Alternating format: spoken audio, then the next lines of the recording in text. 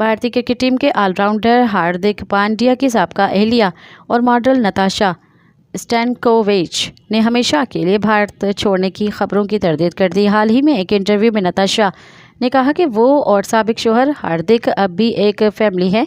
मैं भारत कैसे छोड़ सकती हूँ और क्यों छोड़ूंगी।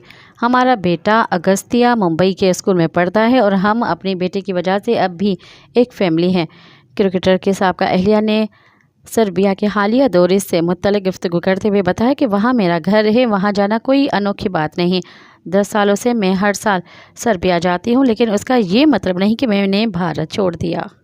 मज़ीद ख़बरनि ऐं तफ़सीलात लाइ विज़िट कयो असांजी वेबसाइट www.awamiNewsHD.com ऐं ॾिसंदा रहो अवामी न्यूज़ HD।